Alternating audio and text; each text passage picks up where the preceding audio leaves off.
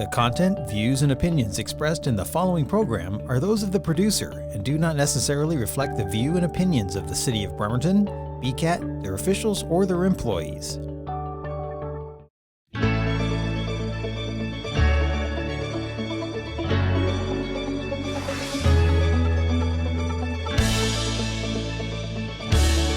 Hi, my name is Phil Colcord. I'm president of Fraternal Order of Police Evergreen Lodge 1 here in Kitsap County, and this is our outreach program. Today is our honor to have Mark Williams. He's the police chief of Suquamish Tribal Police located in Suquamish. Sit back and we're going to give you some information about what the tribal police do and how they work in Kitsap County. Hi, Mark. Thank you for coming Good to morning. the show. Tell us a little bit about yourself. I've been with I'm the chief of police for the Suquamish tribe. I've been with the tribe since August of 1999, and I've done pretty much all of the jobs from a reserve officer, I was a diver, field training officer, detective, deputy chief, and now the chief of police for just about 9 months now. And how do you like it? Oh, I love it. I love it. Well, that's good. And so what is probably the most important with your organization as far as dealing with the public? We as an organization must have the trust and confidence of our public. And that's both Native and non-Native, because I serve both communities within the Port Madison Indian Reservation. And in order to do that, we have engaged in community engagement.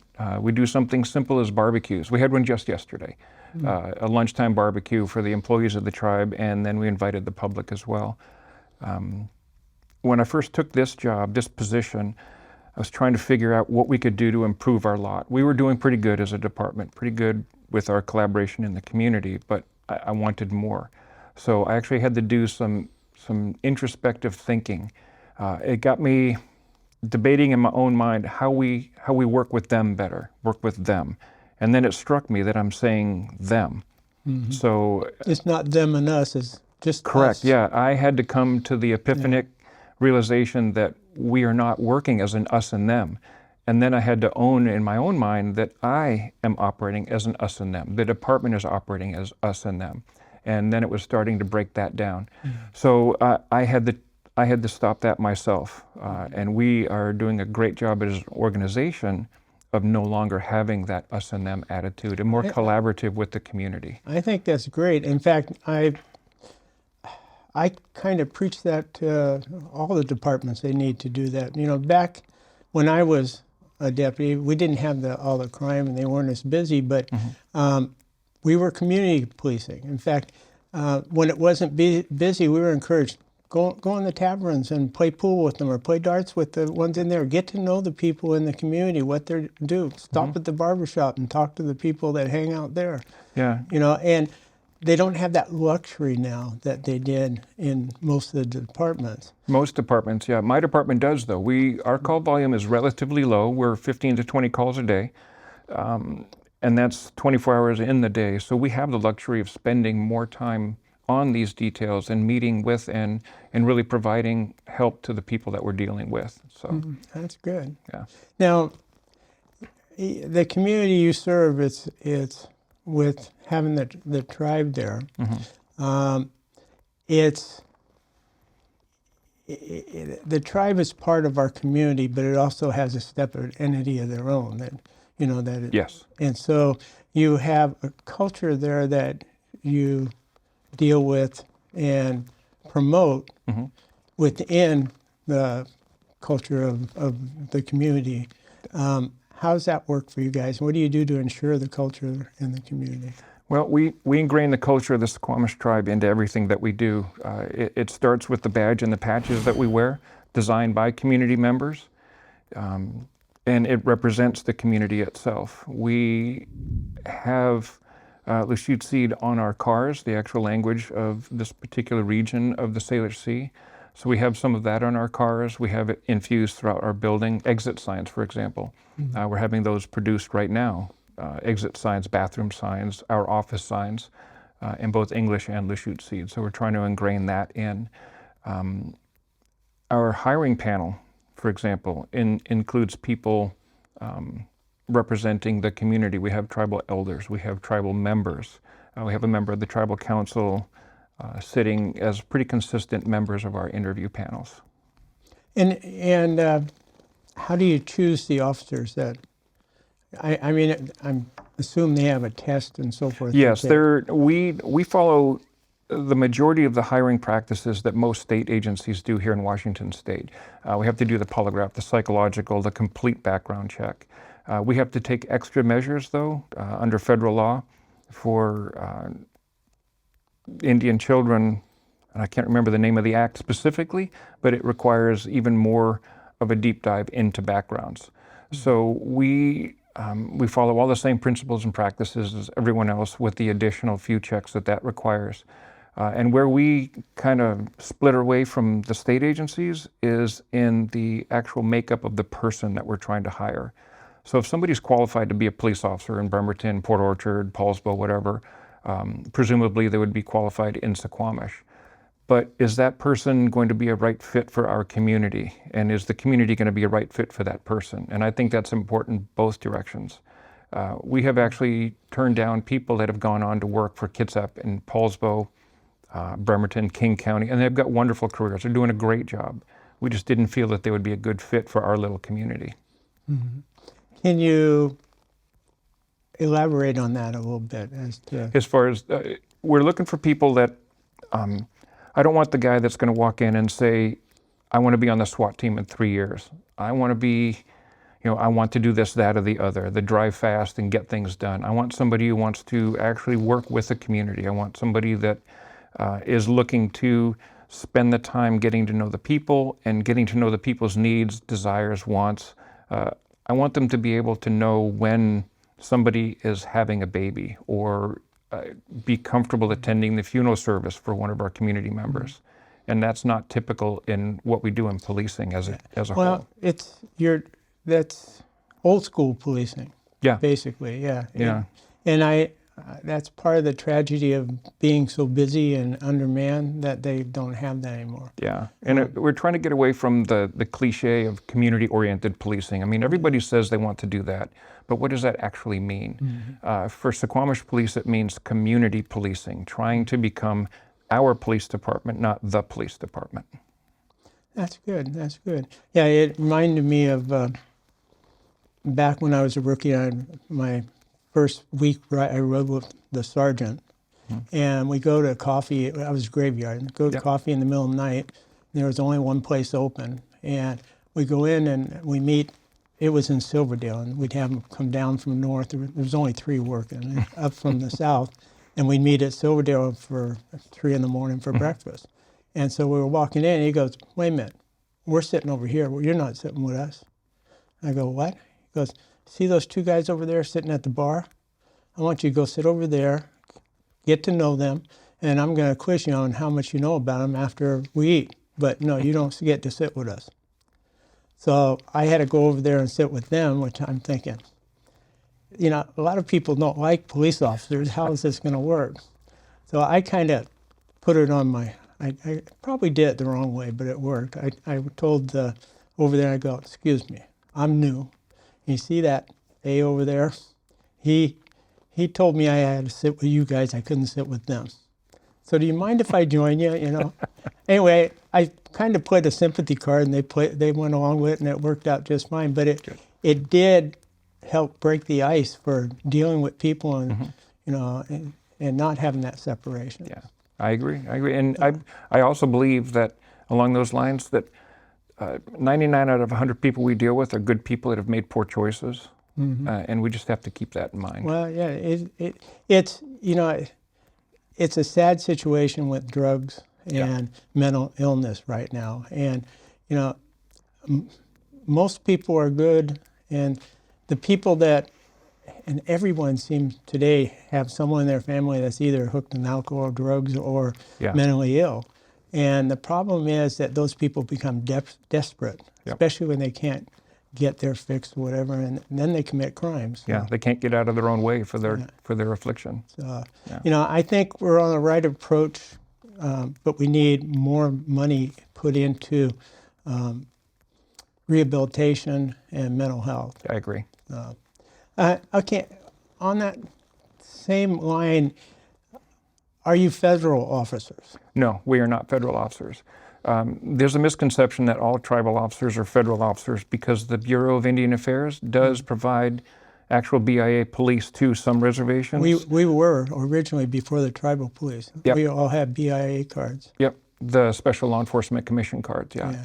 That's not the case in most of the Washington State reservations.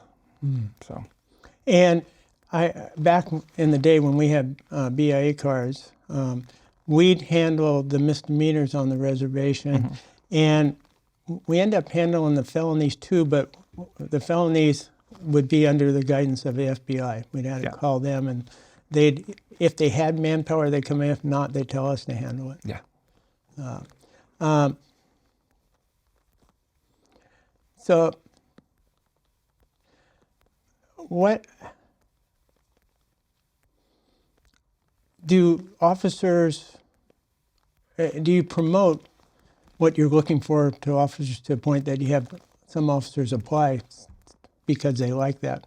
I believe so, yes. Yes. I can see where that would be an incentive, especially in today's police.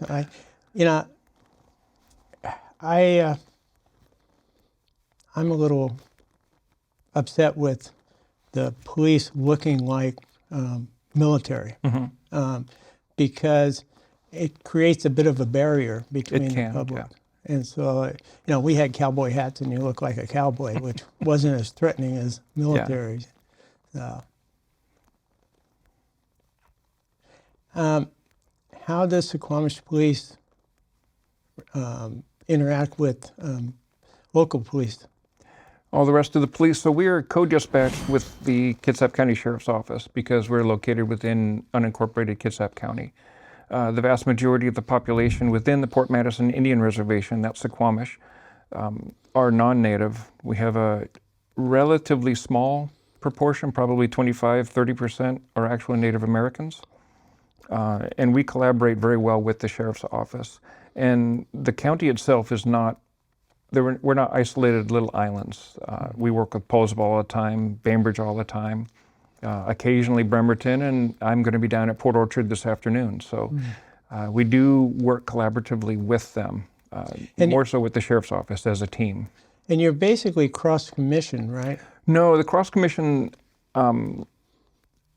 it's like a cross-commission where we have general duty authority under Revised Code of Washington 10.92. So the tribe had to meet certain standards, the individual officers had to meet certain standards, and we operate under that authority as general duty officers for enforcement with non-Native Americans within the boundaries of the reservation in agreement with the Sheriff's Office.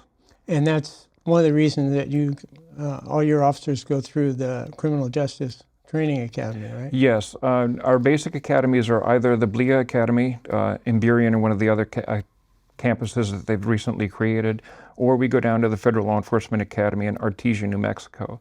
So if they go to Artesia, they have to do the Washington State Criminal Justice Training Commission Equivalency Academy. It's 80 hours. And then our officers that go through BLIA to start with, they come right out on the road and they've got to do a 3-day Indian country law enforcement class that's put on by the Bureau of Indian Affairs. Okay.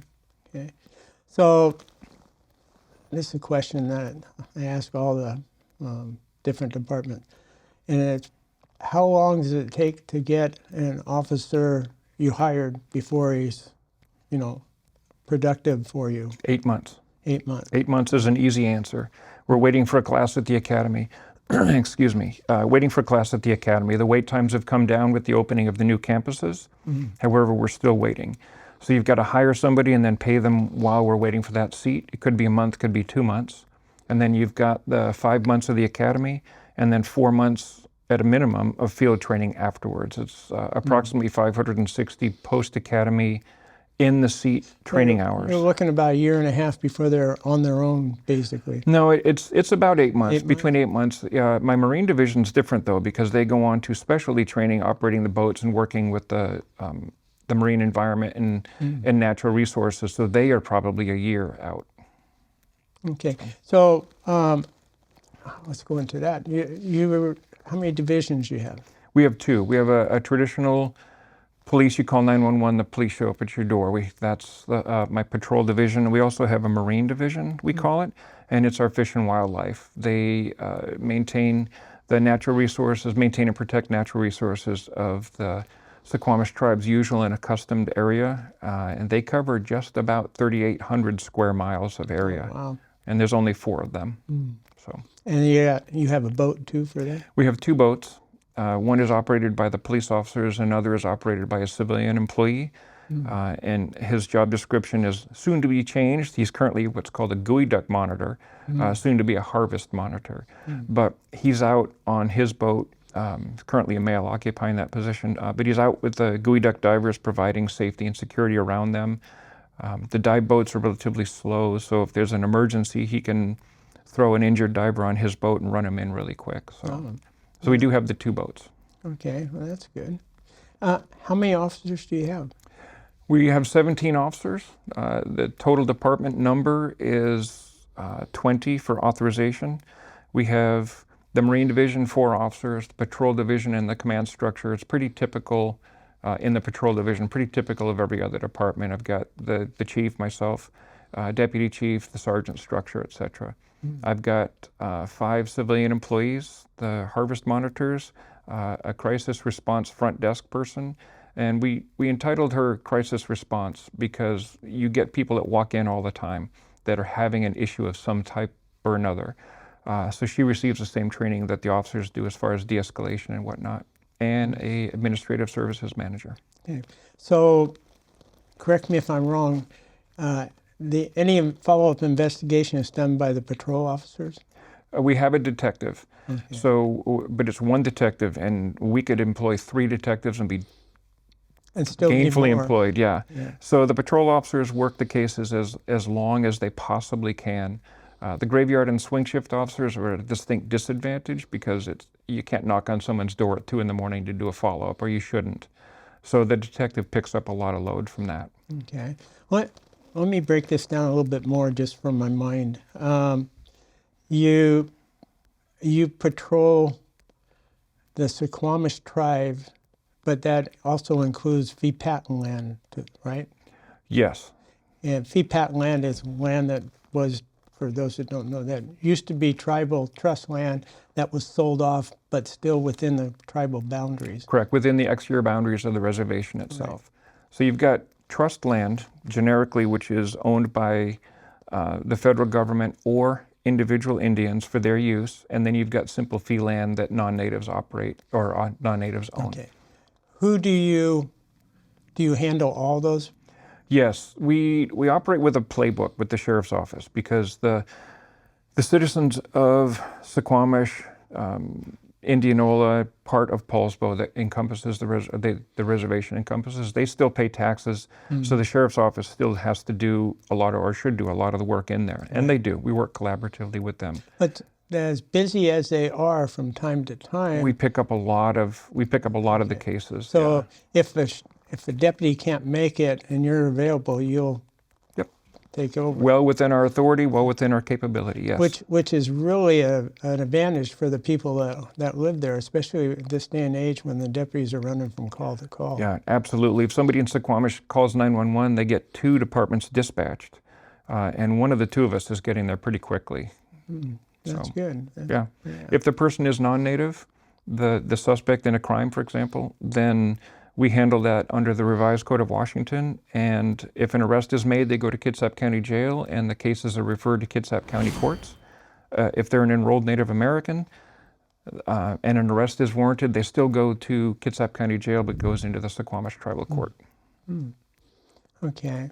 So, and then would you pass, say a burglary happens, and they need contact, and you're the one available to contact them. Then do you pass it on to the sheriff's office for follow-up, or do you handle it, or do you No, do if we take the case to start with, we run with the it? case. You run with the case? Yeah, the agreement we have with the sheriff's office says that we will coordinate and collaborate with them for that, but there's no sense in both departments doing the same thing if both officers are qualified. Okay, so, and you answered this, but just to clarify, your authority to stop and arrest goes beyond tribal members. It goes to anyone in your jurisdiction. That is correct. If there's probable cause to do so, right? Yeah, that's correct. Okay. It just depends on which set of laws we're going to be applying. Okay. So. And if they're arrested under tribal law, do they go to tribal court? Yes, Suquamish Tribal Court. The Suquamish tribe has its own set of codes and laws. Okay. We're getting short of time. This Okay. goes by quick, and I'm sure we could cover a lot of other things, and you're welcome to come back again if you like. Okay. Anything you want to make sure we talked about that we haven't said? I don't think so. We've pretty much touched on everything. I think I'd like to end it by saying that my officers are, by the time they finish their field training, required to meet all the LaTesca law enforcement, I can't remember exactly what it stands for, the I-940 training. Departments have until 2028. When those classes are issued, we give them 30 days to complete them, and before the new officers hit the road, they will have it 100% complete. Do you work with U.S. Customs, though? Occasionally. Yeah. Back in my day, we had BIA cards. We also had what's called Blue Lightning. It was a custom card so that we could handle cases that came in from off the water. We don't have anything like that. But our UNA, the Usual and Custom Area, does abut the Canadian border, and occasionally they'll ask for assistance doing something, usually a search and rescue or something like that up there. Okay. And the tribe has outreach programs? Yes. Okay. Yeah. I'd like to talk to you that after we get off, because I'd like to, if they'd like to, I'd like to interview someone about what Okay, they have I can put available. you in touch with that. Okay, that would be great. Yeah. So, well, I thank you for coming in. And actually, you answered some questions I didn't know, because I've been removed from it for so long that I wasn't sure. You know, that I know that I think it's a blessing having you guys. And I know when they first started the tribe, it was totally separate, and there was some conflicts going on because they weren't allowed to do stuff, and the citizens were upset. You know, well, he can't arrest me or whatever. So it's smoothed out over the years, and it's right now it's a benefit for everyone. I think so too. So, anyway, thank you very much for being here, and you're welcome to come back again another time. All right, thanks for having me. Okay, hang on one second. I want to thank everyone for watching the show, and we'll have more shows coming down the road here. And, you know, people, like I mentioned here, everyone knows someone that's either on drugs or alcohol or have mental health issues. And it's a tragedy, and it's heartbreaking to loved ones that they have nothing they can do to help them. Well, watch our show. We have every outreach program that's in Kitsap County. We get those people come on here and tell where they are, give you information. If you go on our website, which you'll see on this film, and it has links, and on the link pages lists all the different outreach programs. Thank you for tuning in, and we'll talk to you again with another show down the road. Have a great day, and stay safe out there.